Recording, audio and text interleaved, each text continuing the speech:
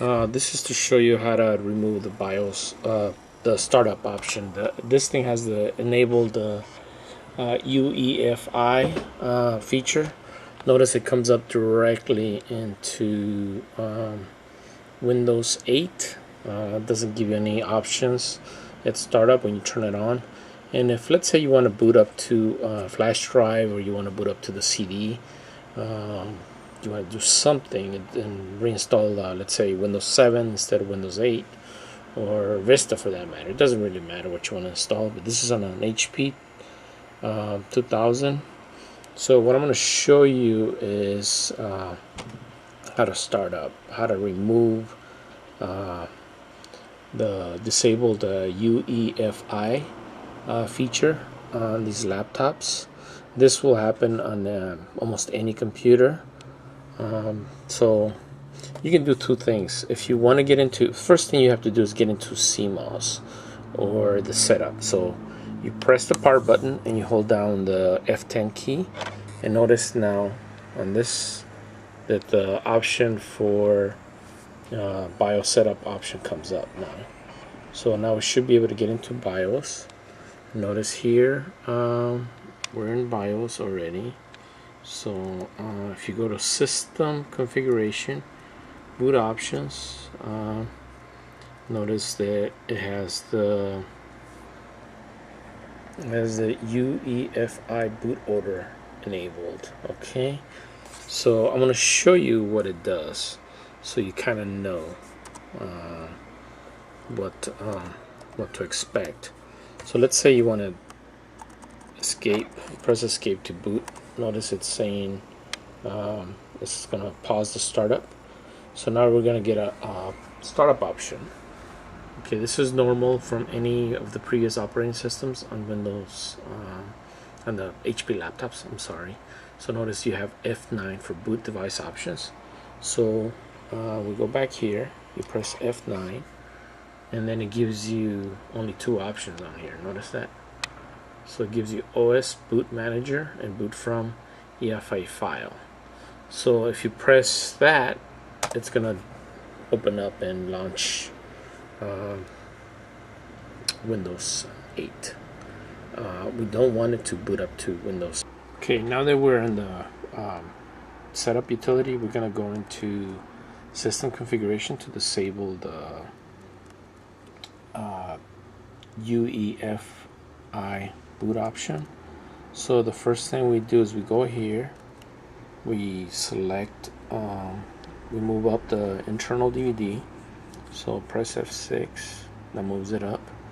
Now we're gonna go to disable the security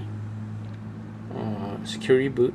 We want to disable that, so we want to hit enter, and we want to disable it.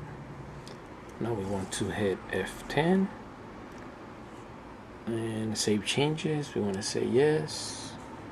I want to click escape to pause now. This is starting up. And so now this should come up. I'll hit F9.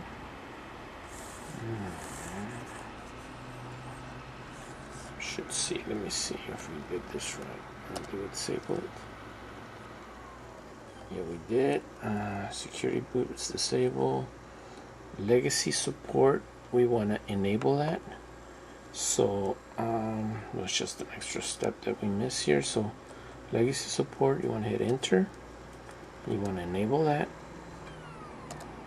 So you want to say yes. So the way it looks here. Okay, so you want to disable the. You want to enable legacy support and disable security boot. Alright, now we hit F10 to save changes, and then we hit enter, and then we hit escape right away. So we pause the boot. So we should see that. So now you see that it says escape, pause, startup. So we're pausing the startup. So now we should have the option for the DVD. So here now we're gonna press F9. Okay, press F9, and if you notice now, we have the option to boot from DVD, notebook hard drive, boot from IFF or OS.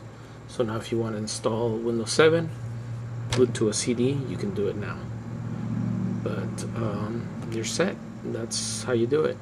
So just remember to go into System Utility to disable the startup. Go back to Options and Legacy Support. So what we're going to do is we're going to disable that. So we want to say yes here. So, and now we're going to, and as soon as you do that, the secure boot option is enabled again, and you should be set. And notice how I'm going to press escape again. It's going to pause it. It's going to pause it again. And I'm going to go F9 again. Notice how it's not going to show up. See? So the option to boot from CD is disabled.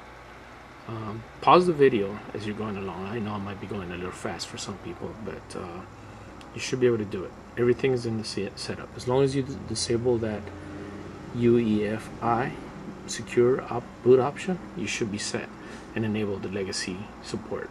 Alright? If you have any questions, subscribe to the channel, post your comments. We will not reply. We will not post any answers to any questions from people that do not subscribe to the YouTube channel. Again, subscribe, hit like if it helps you. That helps us so as we get more likes and more subscribers, and we can put more videos up again. Okay, hopefully this helps a lot of people out there. And until the next time.